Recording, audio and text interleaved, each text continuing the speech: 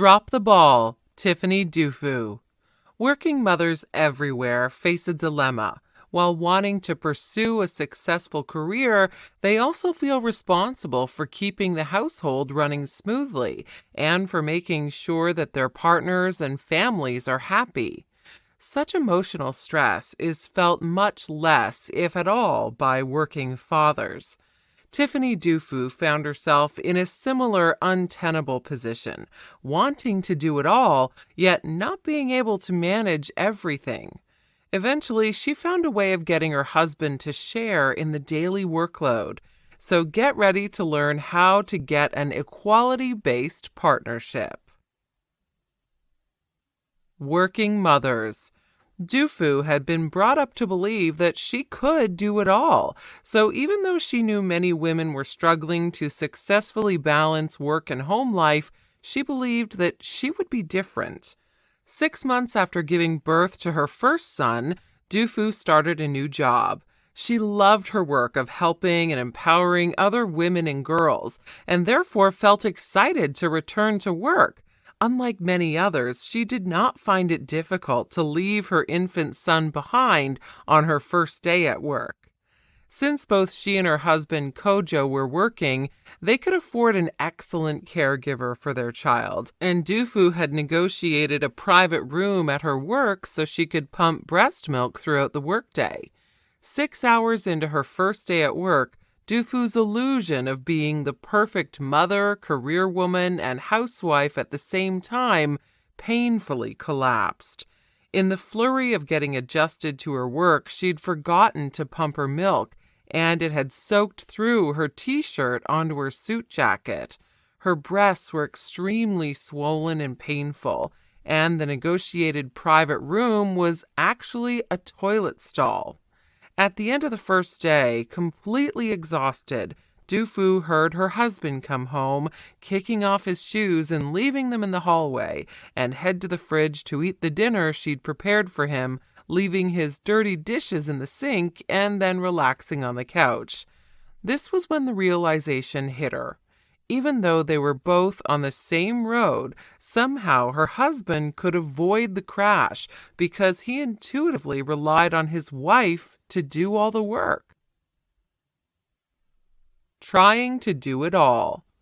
This situation might sound familiar, and in fact, 58% of millennial working mothers find it harder to get ahead in their careers after becoming a mother, compared with only 19% of millennial fathers, as a recent Pew survey found. Part of the problem is that workplaces are still organized around the mistaken assumption of a perfectly supported worker, as well as the heightened demands of modern-day child-rearing. Both of these send a clear message to women who are made to believe that they can have it all, if they do it all. But any working mother will soon discover that this is impossible. The most traditional solution to this problem for women is to abandon their careers altogether, but since this requires money, only 5% of married mothers choose to do so.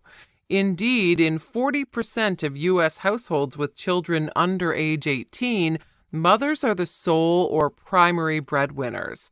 That is why 17% of women instead decide to slow down their career pursuits, sometimes even declining promotions in favor of getting the housework done. Some women forego this conflict altogether by choosing not to have children at all. This is reflected at the corporate leadership level. While around 49% of women in leadership positions have remained childless, only 19% of their male counterparts have chosen to do so. The author believes there is another way, a way for women to have fulfilling careers and a happy family. The answer is as simple as it is complicated, by getting your husband to do his share of the household duties. A woman's place. The author believes that her indoctrination of having to manage a home started early. She even remembers her 13th birthday card, which featured a cartoon of a girl running into the kitchen with bags of groceries, and the handwritten note of her parents thanking her for all her contributions to the family. When her parents divorced, Dufu and her sister moved in with her father, and since she was 16 years old at the time, the oldest woman in the household duties quite naturally fell to her. Dufu writes, gender role indoctrination starts early, passed down to us in the conscious and unconscious attitudes and actions of even the most progressive and well-intentioned parents. And this has far-reaching consequences. Many women feel the pressure of having to succeed both at work and at home. Whilst juggling a career, most women will also feel responsible for managing childcare and household chores. According to the American Time Use Survey, 50% of American women do some form of housework every day, compared to only 20% of men. Even in households where chores are divided, women still end up being what Judith Shulevitz calls the designated worrier. Women are the ones who feel the need to manage everything and to ensure that things run smoothly. Most women will feel like a moral failure if their home life does not run smoothly. This emotional guilt is unique to women who, even when they can pay for the best childcare for their children, will often feel like they're a bad mother for doing so.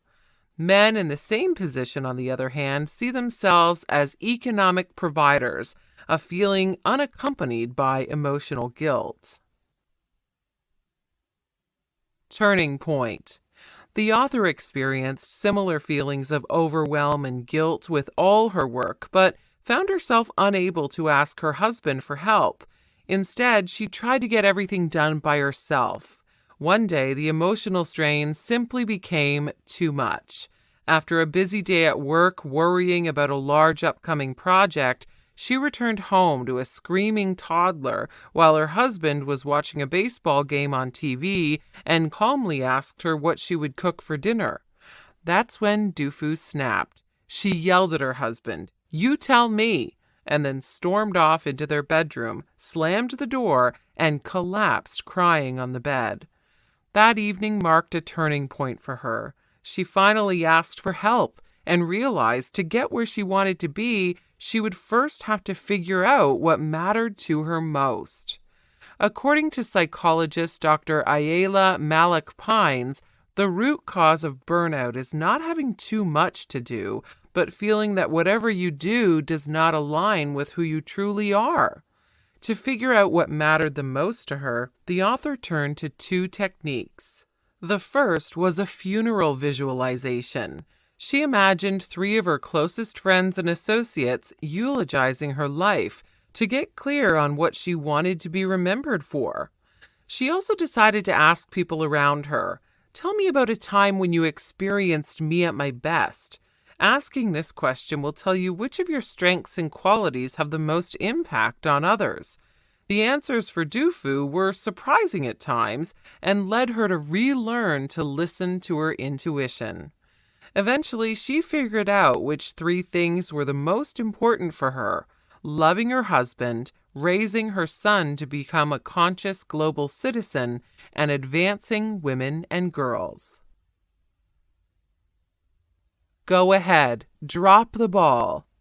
Once you've figured out what it is that matters the most for you, you can actively start working toward those aims. The author realized during a business course led by Jerry Hauser that not everything she did in her daily life was geared toward reaching her goals.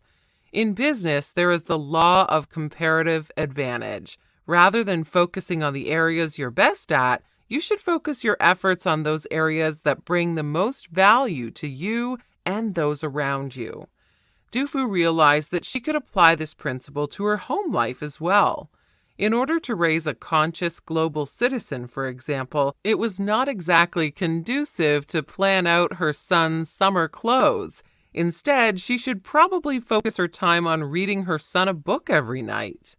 Looking at her to-do list of 8 items one day, Dufu realized there was only one item that was critical for her to accomplish herself. While all other items still needed to get done, she now already felt a sense of relief because those were tasks she could delegate.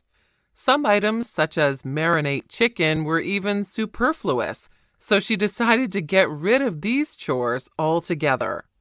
Some others, such as get umbrella stroller or buy shower gift, could be delegated creatively, such as asking her childminder or a friend to do those things for her. But some items on the list would have to be done by her husband.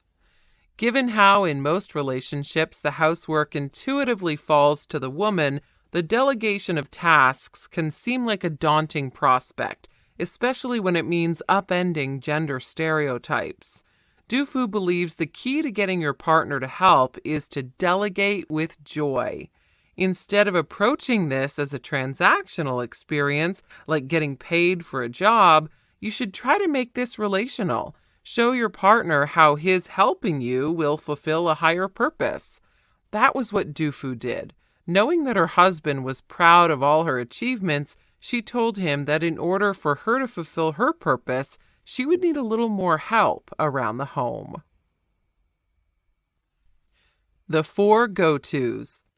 While delegating is a good start, it will probably take a while until both you and your partner are taking on equal loads of the household work. Dufu called her comparative advantage strategy into question every single day in the first few months. She had delegated the opening of the mail to her husband, and for the first 3 months he would dutifully get the mail and bring it inside, and then let it accumulate on the counter unopened. This served as a constant reminder to Dufu, but she decided to drop the ball. She had delegated this task, so it was not up to her to worry about it any longer. It was difficult, but eventually she managed to feel at ease with the ever-growing pile, since she'd achieved some emotional distance from the task to be accomplished. And her patience was rewarded. Eventually, her husband noticed that the mail pile had become unmanageable and finally dealt with it. Since then, delegating and committing to tasks became easier. While you may be freeing up time by having less housework to do, you should not use that time to work more. Instead, there are 4 go-tos the author recommends to make the most of your life, as well as handling the constant pressure of being a mother and working at the same time. 1. Exercise to build your stamina. 2. Go to lunch to build your network. 3. Go to events to build your visibility. 4. Sleep to build your renewal. Final notes. Women have been brought up to believe that it is up to them to keep home life running smoothly, even when they're working demanding full-time jobs. This attitude is taking its toll, seeing fewer women and mothers in leadership positions and leading to burnout and emotional stress. By delegating tasks to your partner, you can relax about your home life, excel at your job, and make time for the things that really matter to you. Hi, I'm Rhonda, and this is an exclusive audiobook video recorded for the Audiobook Master channel. Enjoy your audiobook and have fun learning. Don't forget to subscribe and hit the notification button so you'll get updated on our next upload. If you liked the video, give us a thumbs up and say your thoughts about the book we just covered. Do you want to listen to a summary or review of a book that we haven't covered in the past? Say it in the comments below or send us a message. Don't forget to check our other uploads. Enjoy listening!